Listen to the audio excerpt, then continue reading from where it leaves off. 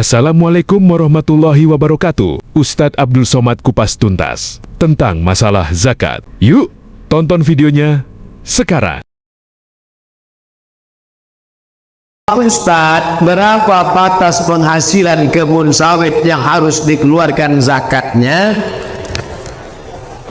Zaman Nabi tak ada sawit, makanya ada orang mengatakan aku tak mau mengeluarkan zakat sawit. Bapak tak mau mengeluarkan sawit? Nanti Pak Ustadz, kalau sawit ini bisa dikunyah macam kurma baru saya keluarkan zakat.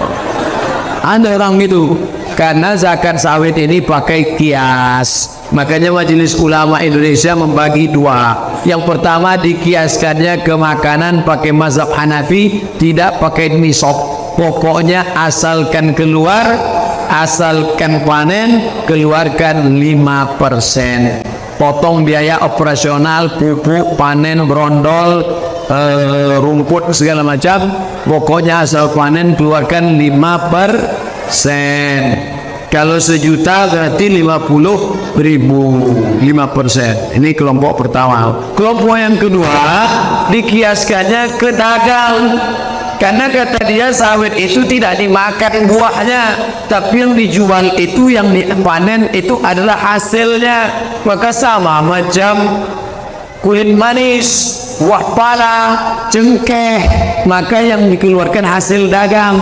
Kalau sudah mencapai 85 gram emas kali 500.000, 42.500.000, di total setahun berapa hasilnya? Mencapai 42.500.000, maka keluarkan 2,5%. Dua-dua bisa dipakai. Yang mau mengeluarkan 5% ini dalilnya, yang mau mengeluarkan 2,5% ini dalilnya. Kalau 2,5% berarti 25.000 sejuta. Kalau 5% berarti 50.000. Oh, kalau gitu saya ingin 25.000 lepas. Terserah lah.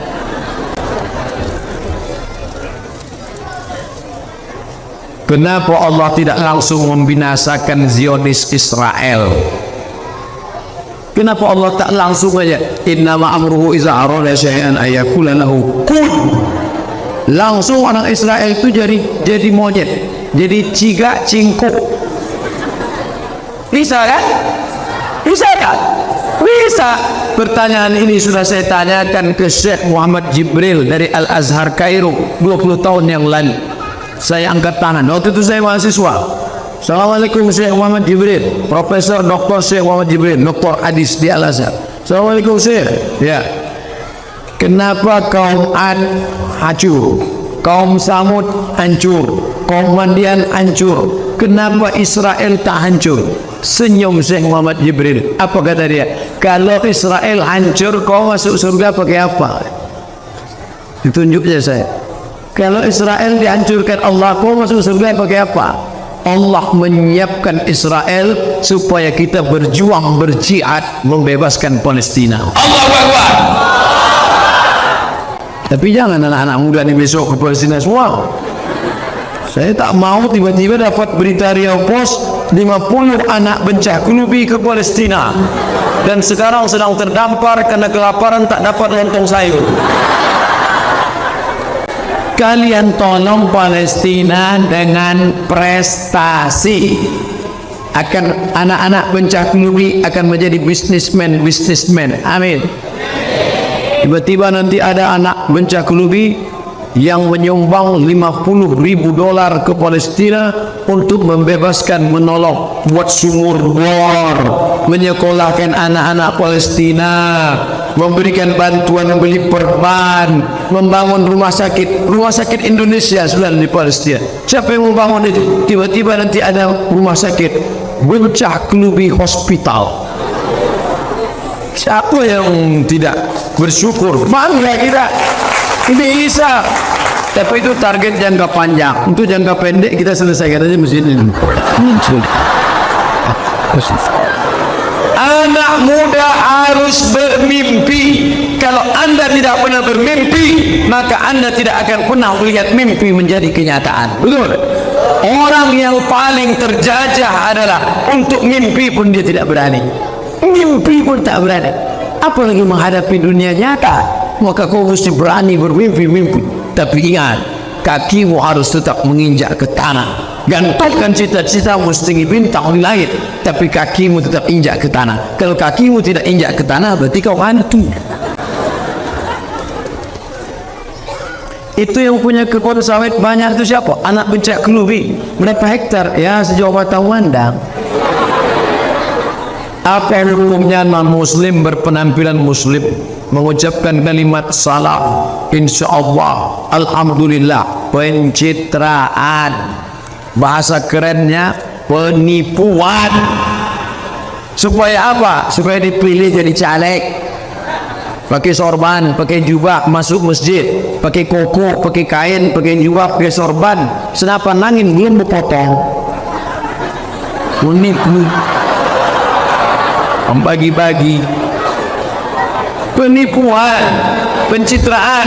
Umat Islam harus cerdas, jangan tertipu karena nama, jangan tertipu karena titel, jangan tertipu karena sorban, jangan tertipu karena jubah, tapi tengoklah apa perjuangan dia. Gunakan telinga, dengar baik-baik, gunakan mata, tengok baik-baik. Allahu Akbar. Allahu Akbar itu fungsinya dua. Pertama untuk usir hantu.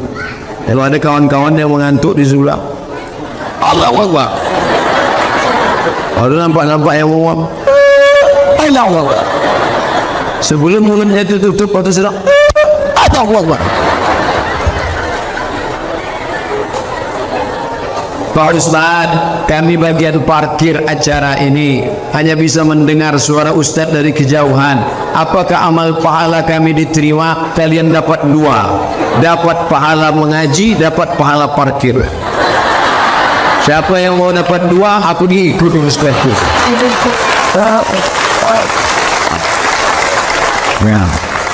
Yang nyuting ini dapat dua juga, dapat pahala mengaji, dapat pahala nyuting. Sekarang pengajian yang mendengar deh, tapi nanti kalau mereka upload nanti ke YouTube, Instagram, beratus ribu viewer menonton. Bayangkan kalau diuploadnya ke Instagram Ustaz Somad. Yang mana Instagram Ustaz? Itu yang followernya 4 juta itu. Bayangkan sekali tonton 4 juta. Penduduk Riau 6,5 juta. Penduduk Pekanbaru 1,2 juta. 4 kali lipat 4 penduduk Pekanbaru itu akan menonton. Pahala. Maka anak-anak muda ini luar biasa. Itu kalau yang banyak yang merekam ini, banyak merekam. Tahap itu hidup dah tidak Allah.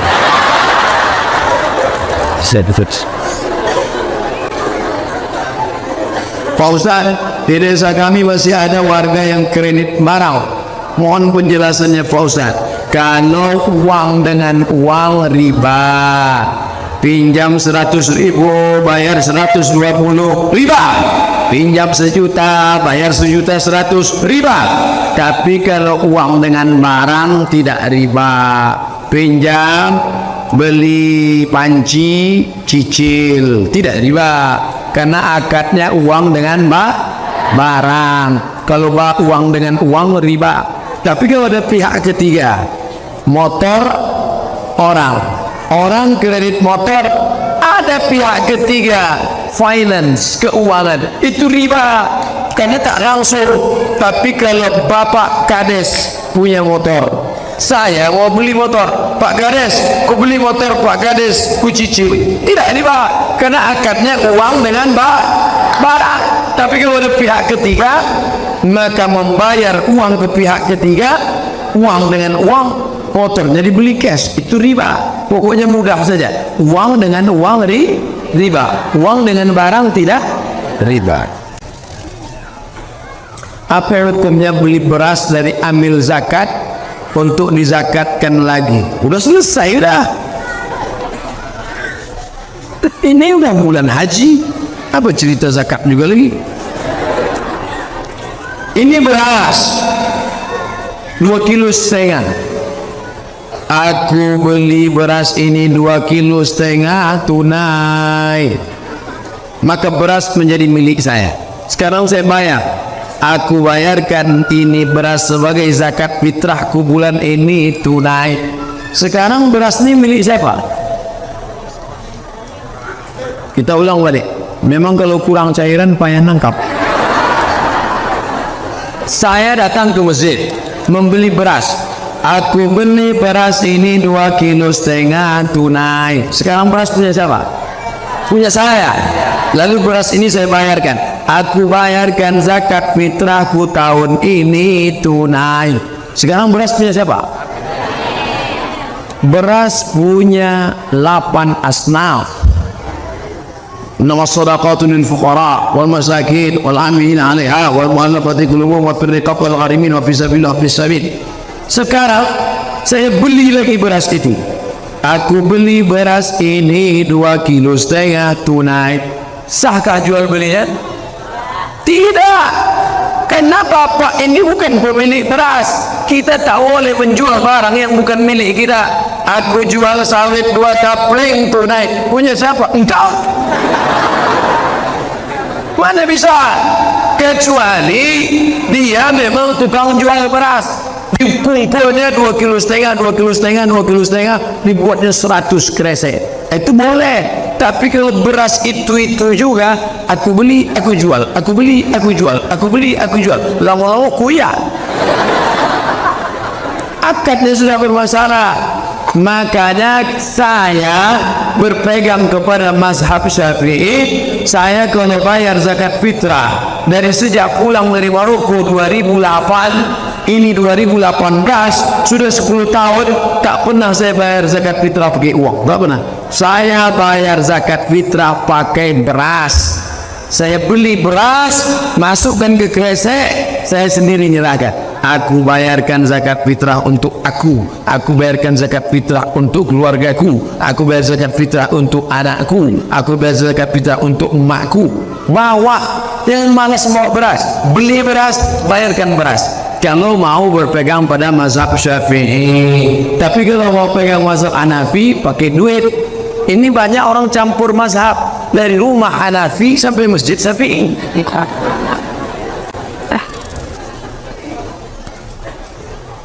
Apa hukumnya anak perempuan nikah diwalikan oleh ayahnya, sedangkan anak itu anak di luar nikah? Ibu hamil. Kalau ada begini, itu dua, hamil atau kekenyangan. Lalu hamil 6 bulan, 3 bulan, 7 bulan, 8 bulan, dinikahkan. Aku nikahkan engkau dengan anakku dengan mahar sebentuk cincin emas tunai. Nikah itu sah. Menurut mazhab Syafi'i nikah itu sah. Buka kitab Al-Fiqhul Islami wa Adillatuh. Nikah sah, tak perlu diulang. Yang jadi masalah, nanti waktu anak lahir muncul 4 masalah. Pertama, anak yang lahir itu nanti tak boleh pakai bin bapaknya. Jadi pakai bin apa? Terus teranglah, bin kardus, bin sawit, bin kotak, bin brondol. 2, anak ini pertama laki-laki, lahir anak laki-laki, habis itu lahir adiknya perempuan. Nanti anak pertama laki-laki ini tak bisa jadi wali bagi adik-adiknya, karena dia dianggap saudara seamak. Saudara seamak tak bisa jadi wali. Yang bisa jadi wali saudara seayah dan seayah seorang.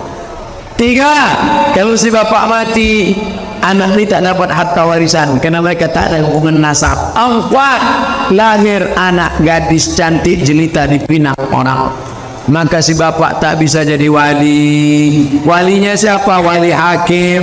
Wali hakim itu siapa? Pak Kuat, tolong kau nikahkan anak itu. Kenapa? Aku tak walinya. Jangan ngotot, saya walinya. Mana bisa? Kau kan dulu, apa salah saya? Kau mencoblos sebelum hari H. Wallahu ibu ya, banyak cakap saya ini tak sopan, tak layak, tapi mesti saya jelaskan. Guru takut menghukum anak bandal, bahkan orang tua takut memukul anak karena anak ada hak azazi manusia. Guru takut memukul, orang tua takut jadi hantu lah anak. Ini tak terhitung tahu berapa kali dipukul pakai batang sapu waktu di pesantren dulu. Siapa yang berbahasa Indonesia tertangkap lambat sholat, tidak pakai ikat pinggang, tidak pakai sarung, tidak pakai baju koko, dipukul pakai batang sapu. Gara-gara pukulan itulah maka kami sekarang sahabat-sahabat, kawan-kawan jadi orang. Kalau tidak tak tahu tak bagaimana. Sekarang pergaulan bebas, internet, Twitter, BBM, WhatsApp, YouTube, video, warnet. Kalau tidak main pukul, la haula wala quwata illa billahil aliyil azim. Oleh sebab itu mesti cerdas orang tua menyikapi anak-anak ini. Janganlah pula pukul sampai tanggal telinganya sebelah. Ustaz, zakat fitrah dibagikan kepada 8 asnaf. Ambilkan boleh satu bagian, umpama uang zakat 80 juta, jelas ambil dapat 10 juta. Kalau ambilnya 5 orang dia dapat 2 juta. Sahkah ambil itu mendapatkan 2 juta? Zakat fitrah tidak bisa dibagi per asnaf, tidak bisa dibagi per kepala, maka pembagiannya berdasarkan musyawarah. 8 juta dibagi per asnaf, sejuta, ambil cuma 1 orang 1 juta, fakir miskin 100 orang, lepas 50 ring. Mana bisa? Kalau gitu tak usah per asnaf, kita bagi per kepala. Per kepala, ambil cuma 1 kepalanya, dapat 10.000. Anak yatim, fakir miskin 2.000 fasurasi do, 200 pamire do. Mana dapat 90.000? Bagi per kepala tak adil, bagi per asnaf tak adil. Maka zakat fitrah itu dibagikan bermusyawarah antara alim ulama, nenek mamak, tokoh masyarakat, RT RW. Jangan lupa libatkan pihak kepolisian, karena polisi perlu dia yang punya pistol kan. Jangan tahu ada perkelahian. Zaman Nabi dulu bagaimana zakat fitrah ini? Zakat fitrah zaman Nabi tidak dibagi per asnaf, langsung pagi bawa gandum serahkan ke fakir miskin. Enggak apa fakir miskin.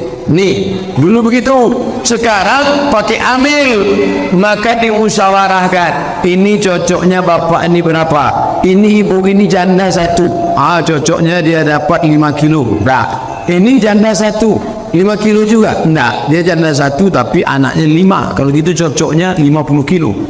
Ini ambil nih susah. Tukang timbang, tukang kutip, cocoknya begini. Musyawarah. Kalau tidak dimusyawarahkan, maka ini akan menjadi persengketaan. Itulah kaji kita malam ini. Mudah-mudahan menjadi rahmat dan barokah. Jangan lupa yang akan kita bawa mati menghadap Allah adalah 1, 2, 3 sak semen yang menutup batu bata yang terbuka ini. Mana kotak-kotak tadi? Kotak. Anak-anak muda, mari kemari 4 orang. Siji loro telu papat, sadak 2 tondu ompek, cik 2 3 ompek, 4 orang. Pegang 4 ujung sorban, 4 orang. Pegang, bawa ke keliling. Hanya menerima duit 10.000 ke atas. Ustaz Somad ni nyuruh aja, jangan-jangan dia tak ngasih duit. Ni duit sini. Akan datang kalau undang saya kasih tahu masjid itu dah siap atau belum.